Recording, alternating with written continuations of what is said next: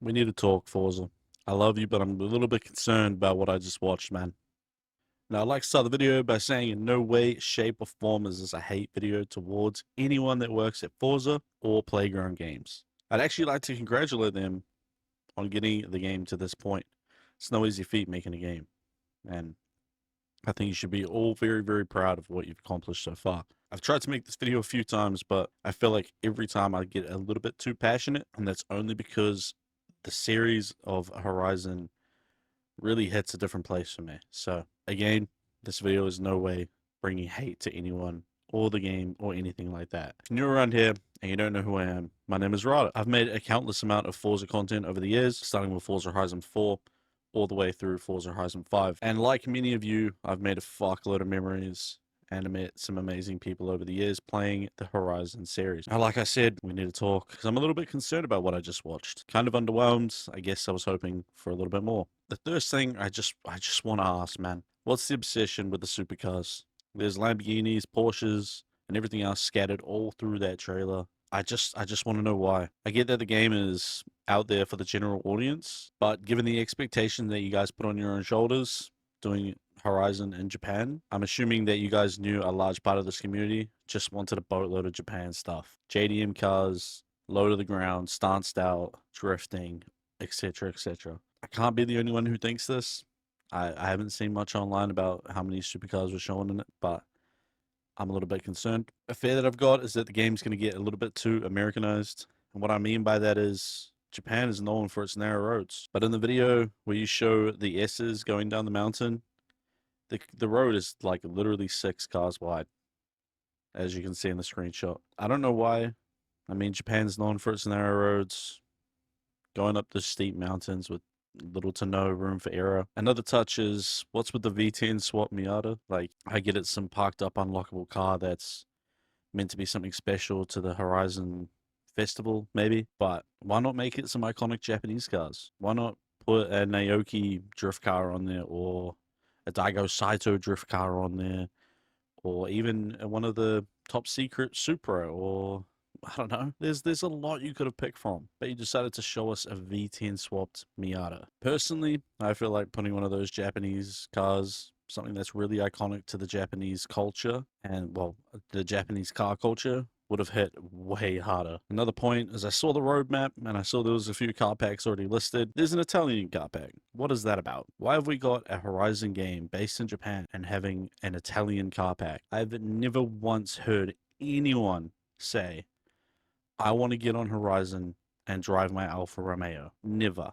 Not once. Not even once have I ever heard anyone say that. Another point I want to make is, where's the drift tracks? There's no look and mention of Meihan, Ebisu, none of that. You didn't even give us a teaser of any real solid Japanese-inspired drift tracks. If you really wanted the community of drifters and people that like enjoy that car culture and scene to really throw at the mouth, you would have gave us some sort of drift complex or something to really sink our teeth into. And I get that there's probably copyrights and stuff that you're not allowed to put in, like certain names and stuff, but like you could have made your own.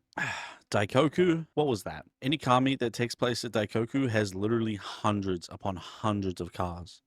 And the car meet that you showed us, 20 to 30 cars. Now, I get you have limitations on how much people you can have at a server, but I hope that there's more to it than that, because that really does not capture the essence of what Daikoku and that type of car meet really is. Like I said, I love you guys, but man, I also need to touch on the customization. Please tell me there's a little bit more than what you've shown us. Surely there's some sort of neons, tow hooks, some sort of interior customization this time around. I mean, thank you for finally allowing us to put stickers on the windows of our cars, and I hope that it's not limited to just the side windows and we can paint the hell out of our front and rear windows, but I'm a little bit worried about the interior. One thing that Forza Horizon's always lacked is interior customization. If you look at the inside of any iconic Japanese car that's been some sort of tuned and modified with the Japanese people, there's always something that adds that extra bit of flair and makes it their very own. I'm hoping that this type of stuff comes to Forza Horizon, but I'm just worried that it's not going to. Tire smoke, tire marks. I watched the clip of the NSX chasing the Lambo through Tokyo.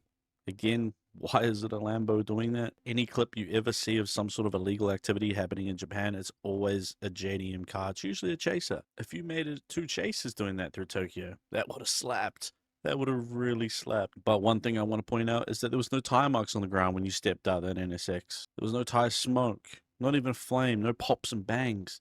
Nothing. To tie into that, where was the flames? When they were drifting down the mountain, not a single flame. Man, no pops, bangs, no pops and bangs on the revs, nothing. Like, the only time I ever saw a flame in that trailer was coming out of the Race Spec Evo, and that's just a little bit disappointing to me. And the final thing I want to ask is Mount Fuji actually going to be drivable? Because it looks so far away, and by that I mean it looks so far in the distance that it looks like we're not going to be able to drive it. Any other Forza game that we've had and something is that far in the distance, we're not allowed to go anywhere near it. And I know that Forza Motorsport recently revamped and reimagined the Fujimi mountain. That trailer, by the way, that they did for that is beautiful. And I was hoping that Forza Horizon in Japan would have been more like that trailer.